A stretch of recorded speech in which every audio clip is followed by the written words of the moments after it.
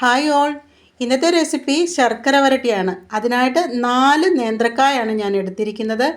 അതിനെ നമുക്ക് പൊളിച്ചെടുക്കാം. എല്ലാവർക്കും അറിയാം, ഇങ്ങനെ പോന്തി പോന്തി 3 വശവും പോന്തി കഴിഞ്ഞ് കഴിഞ്ഞാൽ നമുക്കത് വേഗത്തിൽ പൊളിച്ചെടുക്കാൻ പറ്റും. എല്ലാവർക്കും അറിയാമെങ്കിലും ഞാനൊന്ന് കാണിച്ചെന്നേ ഉള്ളൂ. വേഗത്തിൽ അതിൻ്റെ തൊലി പൊളിച്ചെടുക്കാൻ പറ്റും. ഇനിയും ഇതിനെ വിളവ് കൂടി വിളഞ്ഞു പോയ നേന്ത്രക്കായ കൊള്ളില്ല. ഒരു മീഡിയം വിളവിലുള്ളതാണ് വേണ്ടത്. വിളവ് കൂടിക്കഴിഞ്ഞാലുള്ള ബുദ്ധിമുട്ടെന്ന് പറഞ്ഞാൽ എണ്ണയിൽ ഇത് വറുത്ത് കോരുമ്പോൾ അകം മൂത്ത് വരത്തില്ല. പിന്നെ അത് പഞ്ഞി പോലായിപ്പോവും ശർക്കര വരട്ടി ആക്കി കഴിയുമ്പോൾ. ഇനി നമുക്ക് നേന്ത്രക്കായ പൊളിച്ച് വെള്ളത്തിലാണ് ഇടുന്നത്. എല്ലാവർക്കും അറിയാം അതിൻ്റെ കറ പോകാൻ വേണ്ടിയിട്ട്. എന്നിട്ട് എടുത്തിട്ട് നമുക്കതിനെ 2 പീസാക്കിയിട്ട് വീണ്ടും അതിനെ നടുവേ മുറിച്ച് ഒരേ കനത്തിൽ കട്ട് ചെയ്തെടുക്കണം. ഇത് കൈ കൊണ്ട് കട്ട് ചെയ്യുന്നവരുണ്ട്. എനിക്ക് ഇങ്ങനെ കട്ടിംഗ് ഷീറ്റ് വെച്ചിട്ടാണ് എളുപ്പം കട്ട് ചെയ്യാൻ പറ്റുന്നത്. എങ്ങനെ വേണേലും കട്ട് ചെയ്യും. അതും വെള്ളത്തിൽ കഴുകി ഒരു വെള്ളം വാലാൻ വേണ്ടിയിട്ട് ഒരു പാത്രത്തിലിട്ട് വെച്ചു. ഇനി ഒരു പാത്രത്തിൽ എണ്ണ തിളച്ച് വരുമ്പോൾ ഈ അരിഞ്ഞു വെച്ചിരിക്കുന്ന പീസെല്ലാം നമുക്ക് വറുത്ത് കോരണം. ഫുള്ള് തീയിലിട്ടിട്ട് നമ്മൾ വറുത്ത് കോരി കഴിഞ്ഞാൽ ഇതിൻ്റെ പുറം മാത്രമേ നല്ലതുപോലെ മൂത്ത് വരത്തുള്ളൂ. അകഭാഗം മൂക്കത്തില്ല. അതുകൊണ്ട് നല്ലതുപോലെ തീയിട്ട് ഒന്ന് പതയടങ്ങി കഴിയുമ്പോൾ ഇതിൻ്റെ തീ നേരെ കുറച്ച് വെച്ചിട്ട് വേണം നമ്മൾ ഇത് മൂപ്പിച്ചെടുക്കാനെ കൊണ്ട്. എങ്കിൽ മാത്രമേ അകവും മൂത്ത് നമുക്ക് ഒരു ക്രിസ്പി ആയിട്ട് ഇരിക്കുകയുള്ളൂ.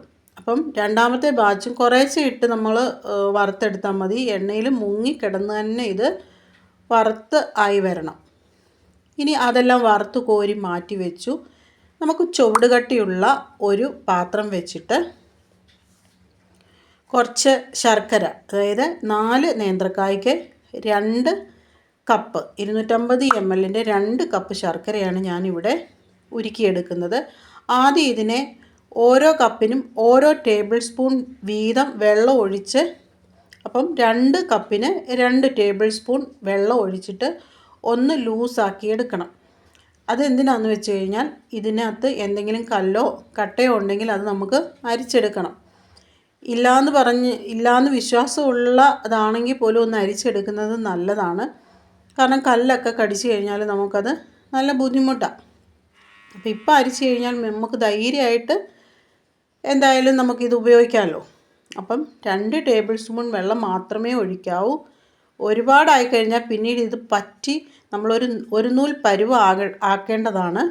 നല്ല ബുദ്ധിമുട്ടായിരിക്കും പിന്നെ ഇതൊന്ന് പറ്റി ആ ഒരു പരുവത്തിലെത്താൻ. അതുകൊണ്ടാണ് 2 ടേബിൾ സ്പൂൺ മാത്രമേ വെള്ളം ഒഴിക്കാവൂ എന്ന് പറയുന്നത്. ഇനി നമുക്കതൊന്ന് അരിച്ചെടുത്തുകൊണ്ട് വരാം. ഇപ്പോൾ വേറൊരു പാത്രത്തിലോട്ട് അരിച്ചെടുത്തു. വീണ്ടും ആ പാത്രത്തിൽ തന്നെ നമ്മൾ ഈ ഒരു ശർക്കര ഒരു നൂൽ പരുവം ആവാൻ വേണ്ടിയിട്ട് നല്ലതുപോലെ തീ ഇട്ടിട്ട് വെച്ചിരിക്കുകയാണ്. അതിലേക്ക് ഒരു നുള്ളു ഉപ്പിട്ട് കൊടുക്കുക. ആ മധുരത്തെ ഒന്ന് ബാലൻസ് ചെയ്യാൻ വേണ്ടിയിട്ട് നല്ലതുപോലെ ഇളക്കണം. ഇനി ഇതിനകത്തോട്ട് ഇട്ട് കൊടുത്തിരിക്കുന്നത്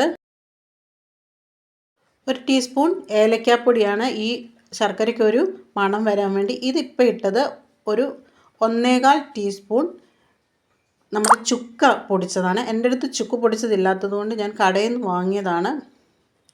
ഏത് ബ്രാൻഡിൻ്റെ വേണേലും ഉപയോഗിക്കാം. ഇനിയിപ്പം വലിയൊരു ബുദ്ധിമുട്ടുള്ള കാര്യമാണ് ഈ ഒരു നൂൽ പരുവം നോക്കുക. എൻ്റെ കൈ ആകെ പൊള്ളുന്ന ഒരു സംഭവമാണ് ഈ ഒരു കാര്യം നോക്കുന്നത്. എങ്ങനെയെങ്കിലും കൈ പൊള്ളാതെ നോക്കാൻ എന്തെങ്കിലും ടെക്നിക്ക് ഉണ്ടെങ്കിൽ ഒന്ന് മെസ്സേജ് ചെയ്തേക്കണേ.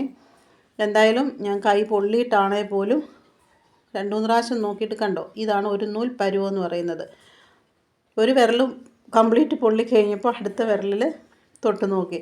എന്തായാലും ഒരു നൂൽ പരുവമായി. ഇനി കുറച്ചുകൂടെ ഒന്ന് നമുക്ക് ഇളക്കിയിട്ട് ഒരു മിനിറ്റും കൂടെ ഒന്ന് ഇളക്കിയിട്ട് നമുക്ക് നമ്മുടെ കായ വറുത്തതെല്ലാം ഇതിലിട്ട് കൊടുക്കാം. ഇപ്പം നിങ്ങൾ വിചാരിക്കുന്നുണ്ടാവും റെസിപ്പി പാളിപ്പോയെന്ന്.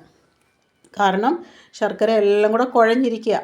പക്ഷെങ്കിൽ ഒരു ടെൻഷൻ്റെ ആവശ്യമില്ല. ഈ ഒരു അളവിലെടുത്തു കഴിഞ്ഞാൽ കൃത്യമായിട്ടും അത് ഡ്രൈ ആയി വരും.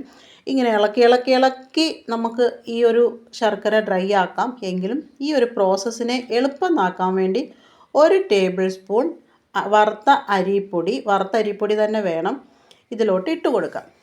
അപ്പം ഈ ഒരു കാര്യം വേഗത്തിൽ ഡ്രൈ ആയിട്ട് കിട്ടും. ഇപ്പം നോക്കിക്കോ, ഇപ്പം കുറച്ച് കൈക്ക് ബലമൊക്കെ ഉള്ളവർ വേണം ഇത് ഇളക്കി കൊടുക്കാൻ. കാരണം ഇപ്പം നല്ല ഒരു സ്റ്റിക്കി പോലായിട്ടിരിക്കുകയാണ്. എങ്കിലും അടി താത്ത് തന്നെ നമ്മൾ ഇളക്കിക്കൊണ്ടിരിക്കുക.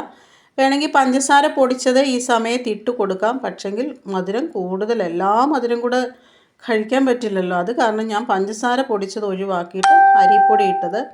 പഞ്ചസാര പൊടിച്ചതാണ് സാധാരണ ചേർക്കാറുള്ളത്. കണ്ടില്ലേ, ഇപ്പോൾ ഡ്രൈ ആയി വന്നല്ലോ. ഇനി ടെൻഷൻ്റെ ആവശ്യമില്ല. ഈ ഒരു റെസിപ്പി സക്സസ് റെസിപ്പിയാണ്. ഇത് ഇളക്കി ഒരു 3-4 മിനിറ്റ് നമ്മളിങ്ങനെ ഇളക്കിക്കൊണ്ടിരിക്കണം. അപ്പോഴാണ് അത് ഡ്രൈ ആയി പൊടിയായിട്ട് അതിൽ നമ്മൾ ശർക്കര വരട്ടി പൊടിയായിട്ടിരിക്കുമല്ലോ, ആ ഒരു പരുവത്തിൽ വരുന്നത്. എന്തായാലും ഇപ്പോൾ തന്നെ വീഡിയോ കണ്ടുകൊണ്ടിരിക്കുമ്പോൾ ചാനലൊന്ന് സബ്സ്ക്രൈബ് ചെയ്തേക്കണേ. ബെല്ലൈക്കണോട് ഒന്ന് എനേബിൾ ചെയ്ത് തരും. അപ്പോൾ പിന്നെ വീഡിയോകളെല്ലാം പെട്ടെന്ന് തന്നെ നിങ്ങൾക്ക് എത്തും. അപ്പോൾ ഈ ഒരു റെസിപ്പി ഈ ഓണത്തിന് ചെയ്ത് നോക്കുക. ഇപ്പോൾ ഏകദേശം റെഡി ആയിട്ടുണ്ട്. നമ്മൾ ആ ശർക്കര വരട്ടിയുടെ ഒരു കൺസിസ്റ്റൻസിയിൽ വന്നിട്ടുണ്ട്.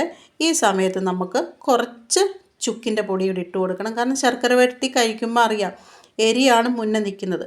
കുരുമുളക് പൊടിയൊക്കെ ഇടുന്നവരുണ്ട്. പിന്നെ കുട്ടികൾ കഴിക്കാത്തത് കൊണ്ട് ഞാൻ ചുക്കുപൊടി മാത്രമേ ഇടുന്നുള്ളൂ. ഇനി നമുക്കിത് നോക്കിക്കേ, കണ്ടോ, ഇപ്പം വെളുത്ത് പൊടിയായിട്ട് അതിൽ വന്നില്ലേ. ഈ ഒരു പരുവാണ് കറക്റ്റ് പരുവം. ഇനി നമുക്ക് ഇളക്കേണ്ട കാര്യമില്ല. ഇനി അത് തണുത്തിട്ട്, നല്ലതുപോലെ തണുത്തിട്ട് എയർ ടൈറ്റായിട്ടൊരു കുപ്പിയിലിട്ട് വയ്ക്കുക. ഇത്രയേ ഉള്ളൂ. എന്ത് എളുപ്പമാണ് ശർക്കര വരട്ടി ഉണ്ടാക്കാൻ. ഈ പ്രാവശ്യം ഓണത്തിന് എന്തായാലും ട്രൈ ചെയ്യണം. ഫീഡ്ബാക്ക് അറിയിക്കാൻ മറക്കണ്ട കേട്ടോ. ആ പാത്രത്തിൽ നിന്ന് മാറ്റി വേറൊരു പാത്രത്തിലോട്ട് വെച്ചിട്ടുണ്ട് തണുക്കാൻ. നല്ല ടേസ്റ്റാണ്. എന്തായാലും ഉണ്ടാക്കാൻ മറക്കണ്ട കേട്ടോ. അപ്പോൾ ശരി, ഇന്നത്തെ വീഡിയോ ഇത്രയേ ഉള്ളൂ. അടുത്തൊരു വീഡിയോ കാണും വരെ എല്ലാവർക്കും നന്ദി.